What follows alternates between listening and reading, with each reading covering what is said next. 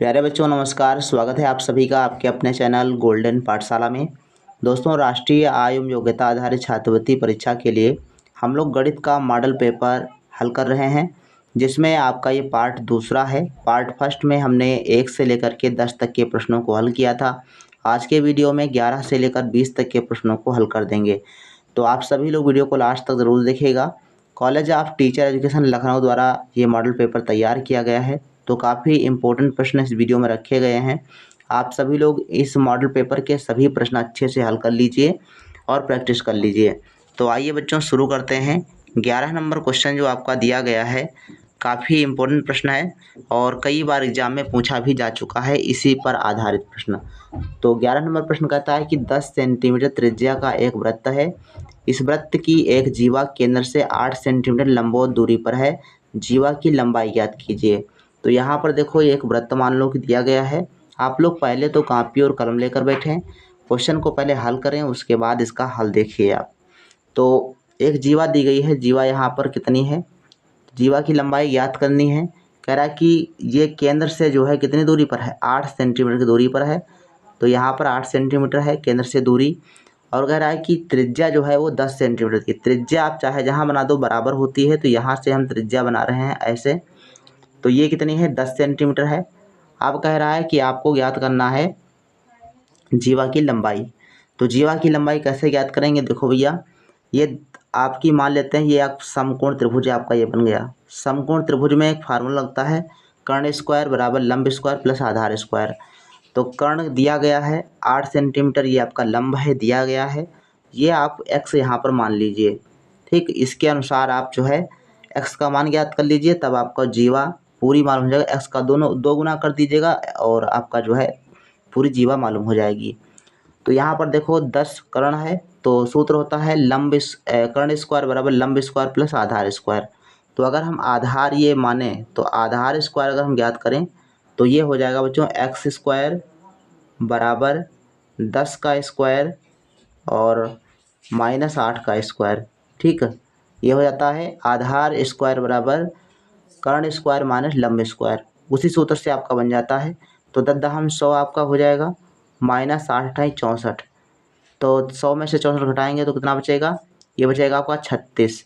और x square बराबर 36 है। अगर हम स्क्वायर ये काट दें तो इस पर रूट लगा देंगे, और 36 का अंडर रूट यानी वर्गमूल हो जाएगा 6। तो 6 सेंटीमीटर जो है ये x का मान आएगा। कितना आएगा, x का मान 6 सेंटीमीटर आएगा। तो जायज़ सी बात है, x का 2 गुना ये जीवा आपकी होगी। तो 6 × 2 कर देंगे तो आपका 12 सेंटीमीटर बच्चों राइट आंसर आ जाएगा, जो कि ऑप्शन नंबर बी में दिया गया है। तो जीवा की लंबाई कितनी है, 12 सेंटीमीटर है। जिन बच्चों ने 12 ऑप्शन दिया है उनका बिल्कुल सही जवाब है। क्वेश्चन नंबर 12 है, चक्रीय चतुर्भुज के सम्मुख कोणों का योगफल होता है 90 डिग्री, 120 डिग्री, 180 डिग्री या 360 डिग्री। तो चक्रीय चतुर्भुज बच्चों, जैसा कि नीचे चित्र बना हुआ है, ये हालांकि सवाल नंबर 13 का है, लेकिन इसी को ही चक्रीय चतुर्भुज कहा जाता है। एक वृत्त हो और वृत्त के अंदर चतुर्भुज बना हो, और चतुर्भुज के चारों शीर्ष जो हैं वो वृत्त के परिधि पर हों, तो ऐसा जो चतुर्भुज होता है वो चक्रीय चतुर्भुज होता है। और ऐसी स्थिति में जो सम्मुख कोण होते हैं वो 180 अंश होते हैं। सम्मुख का मतलब है ये सामने सामने के कोण, ये वाले सामने सामने के कोण जो हैं ये आपके 180 अंश के होते हैं, दोनों का योग। तो इसमें आपका राइट आंसर हो जाएगा बच्चों 180 अंश, सी ऑप्शन सही है। 13 नंबर क्वेश्चन देखो, दिया गया है, चित्र बना हुआ है। दिए गए चित्र में कोण CBE ज्ञात करना है। ये आपका कोण ज्ञात करना है CBE। अब ऐसी स्थिति में ध्यान रखिएगा, जब आपको चक्रीय चतुर्भुज दिया हो और इस प्रकार से कोण बाहर निकला हो, बाह्य कोण ज्ञात करना हो, तो ध्यान रखेंगे जो आपका ये कोण जो होता है इसके सामने वाला, ये कोण इस कोण के बराबर होता है। तो डायरेक्ट आंसर आप बता सकते हैं कि भाई ये कोण आपका इतना दिया गया है तो ये वाला कोण भी इतना ही होगा, बराबर होता है। तो ये कोण दिया गया है बच्चों 110 अंश, तो आपका 110 अंश ये वाला कोण CBE भी होगा। अब ये कैसे होगा ये भी आप निकाल सकते हो। अगर आपको तरीका ना पता हो कि हाँ यही सही होगा तो आप निकाल सकते हो। जैसे हमने अभी बताया कि चक्रीय चतुर्भुज में सम्मुख कोण 180 अंश के होते हैं, तो देखो भाई ये वाला कोण जो है डी वाला कोण और बी वाला कोण जो है ये 180 अंश के होंगे। तो जाहिर सी बात है एक 110 दिया गया है तो दूसरा हो जाएगा 70 अंश। कितना हो जाएगा? 70 अंश हो जाएगा। तो ये आपका 70 अंश हो जाएगा ये वाला कोण। अब देखो ये पूरी एक सरल रेखा बनी हुई है, तो सरल रेखा के ऊपर एक कोण बना हुआ है तो ये युग्म कोण हो जाते हैं। और सरल रेखा पर युग्म कोणों का योगफल 180 अंश होता है। तो ये जो टोटल कोण होगा इसका मान 180 अंश होगा। 70 अंश आपका ये दिया गया है तो आप 180 में 70 घटा देंगे तो 110 ही आएगा। तो सेम आपका वही प्रश्न वही आंसर आएगा, बी ऑप्शन 110 अंश। तो बी ऑप्शन जिन्होंने दिया है उनका सही जवाब है। क्वेश्चन नंबर 14 दिया गया है 3125 का घातीय संकेतन है 5 की पावर 2, 5 की पावर 5, 5 की पावर 3 या 5 की पावर 4।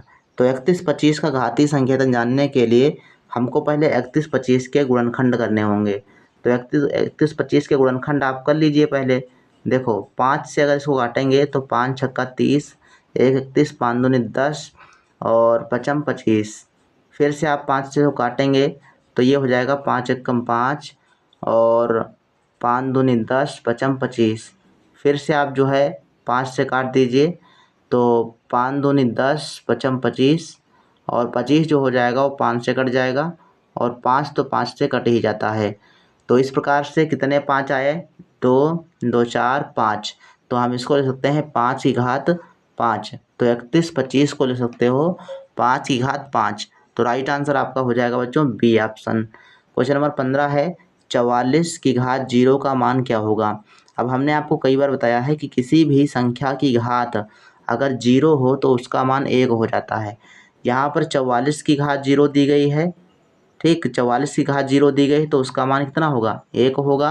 अगर कोई भी संख्या दी हो, जैसे मान लो कोई x दिया गया, इसकी घात 0 दी गई तो इसका मान भी आपका 1 ही होगा, ठीक।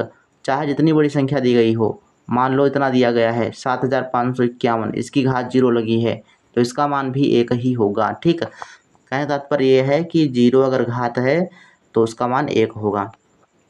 क्वेश्चन नंबर 16 देखो बच्चों दिया गया है, काफ़ी इम्पोर्टेंट सवाल है, आप लोग इसको हल करने का प्रयास करें। एक मालगाड़ी जिसकी लंबाई 450 मीटर, यहाँ पर लिखा है दशमलव नहीं लगा है, ध्यान रखेंगे। यहाँ पे 450 मीटर आप लेकर हल करेंगे तब सवाल लगेगा। तो 450 मीटर है, एक खंभे को 18 सेकेंड में पार करती है तो उस गाड़ी की चाल किलोमीटर प्रति घंटा में ज्ञात करनी है। तो यहाँ पर चाल बराबर फार्मूला भी आपको पता होना चाहिए। और आइए देखते हैं कैसे इसको हल करोगे। तो यहाँ पर गाड़ी की लंबाई दी गई है तो इसको हम दूरी मान लेते हैं। तो गाड़ी की लंबाई अर्थात दूरी हो जाएगी 450 मीटर और समय आपका हो जाएगा t बराबर 18 सेकेंड, ठीक, 18 सेकेंड हो जाएगा। अब हमको अगर चाल ज्ञात करनी हो तो चाल बराबर फार्मूला होता है चाल बराबर दूरी बटे समय, दूरी बटे समय होता है फार्मूला, दूरी बटे समय। अब इसमें जो है आप लोग इसका मान रख दीजिए। तो दूरी कितनी है? दूरी है भैया 450 मीटर, ठीक, और ये समय कितना है? 18 सेकेंड। तो 450 बटे 18 हो जाएगा, लेकिन ये आएगा बच्चों मीटर प्रति सेकेंड में, मीटर प्रति सेकेंड में आएगा। अब आगे देखते हैं किलोमीटर प्रति घंटा में कैसे आप इसको कन्वर्ट करेंगे।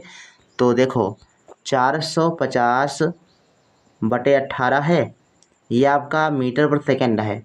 तो मीटर प्रति सेकेंड को अगर हम किलोमीटर प्रति घंटा में बदलेंगे तो आपको 18 बटे 5 से गुणा करना होगा। किसी भी संख्या कोई भी मतलब चाल दी गई हो, अगर मीटर प्रति सेकेंड में दी गई है उसको अगर आपको किलोमीटर प्रति घंटा में बदलना है तो 18 बटे 5 से आप गुणा कर देंगे, बस आपका आ जाएगा। अगर किलोमीटर प्रति घंटा में दिया गया है और मीटर प्रति सेकेंड में लाना है तो 5 बटे 18 से गुणा कर दो। सिंपल सी बात है, बहुत ही आसानी से आप हल कर लेंगे। तो देखो ये आप काट दीजिए तो 18 एकम 18 और 5 एकम 5 और 5 नवा 45। तो ये आपका आ जाएगा 90 किलोमीटर प्रति घंटा, जो कि ऑप्शन नंबर सी में बच्चों दिया गया है। इसके बाद क्वेश्चन नंबर 17 है, यदि किसी धनराशि का 15% 45 रुपये हो तो वह राशि होगी। अब राशि मान लीजिए कि भाई कोई राशि है 100 रुपया और x का कितना है, x का 15% कितना है, 45 रुपये है। तो अब इसी हिसाब से आप निकाल लीजिए। तो x का की जगह पे गुणे का निशान, तो 15, तो ये हो जाएगा x गुणे 15/100। ये x का 15% हो गया, बराबर कितना है 45 है। अब इसको जब आप हल करेंगे तो जो है क्या आएगा, 15 जो है आपके भाग में चले जाएंगे और 100 गुणा में चले जाएंगे। तो x बराबर हो जाएगा 45 गुणे 100 और बटे में आ जाएगा 15। 15 से 45 को काट दीजिए, 15 कम 15, 15 तियाँ 45 और 3 का गुणा 100 से हो जाएगा तो 300 आएगा x बराबर, अर्थात जो राशि होगी वो 300 रुपये होगी। सी ऑप्शन आपका सही जवाब हो जाएगा। क्वेश्चन नंबर 18 है, -7/11 का गुणात्मक प्रतिलोम है। तो गुणात्मक प्रतिलोम में क्या होता है, अंश का हर कर देते हैं और हर का अंश कर देते हैं, चिन्ह आपके सेम रहते हैं। तो -7/11 दिया गया है, तो 11/7 आपका होगा, लेकिन माइनस का होगा। तो ये ऑप्शन नंबर डी में दिया गया है, जो कि सही जवाब है। क्वेश्चन नंबर 19 है, 11, 12, 12, 13, 12 और 10 में बहुलक क्या होगा। तो बहुलक वही संख्या होती है जो ज़्यादा बार आती है, जिसकी आवृत्ति अधिक होती है। तो यहाँ पर देखो 12 जो है सबसे अधिक बार आया है, इसलिए 12 इस संख्याओं का बहुलक हो जाएगा। तो ऑप्शन नंबर सी आपका सही हो जाएगा बच्चों। क्वेश्चन नंबर 20 है, 2 अंकों की एक संख्या की दहाई का अंक इकाई के अंक से 3 कम है। यदि संख्या अंकों के जोड़ की 4 गुनी हो तो वह संख्या ज्ञात कीजिए। प्यारे बच्चों, अगर इसको आप हल करेंगे समीकरण बना करके तो काफ़ी लंबा जाएगा, समय लगेगा। ऐसे प्रश्न आपको जो है करना है ऑप्शन से, या आपके परिमेय संख्या वाले अगर सवाल दिए गए, भिन्न वाले सवाल दिए गए हैं, तो आपको हमने जैसे फर्स्ट पार्ट में समझाया था कि ऐसे आपको कर लेना है ऑप्शन से, तो सेम वही तरीका आपको अपनाना है। यहाँ पर जो कंडीशंस दी गई हैं वो आपको इन ऑप्शंस पे अप्लाई करना है। देखो पहले जो कंडीशन दी कह रहा है कि संख्या का जो दहाई अंक है वो इकाई अंक से 3 कम है। तो अब देखो किस किस ऑप्शन में ऐसा है, तो 4 और 3 7, 3 का अंतर है पहले ऑप्शन में। दूसरे में 2 और 3 5 होता है, 3 का अंतर है। 3 और 6 6 मतलब 3 और 6 मतलब 3 का अंतर है। और यहाँ 1 और 2 3, तो डी ऑप्शन आपका यहाँ से कट जाएगा, अर्थात डी ऑप्शन तो आपका सही जवाब होगा ही नहीं।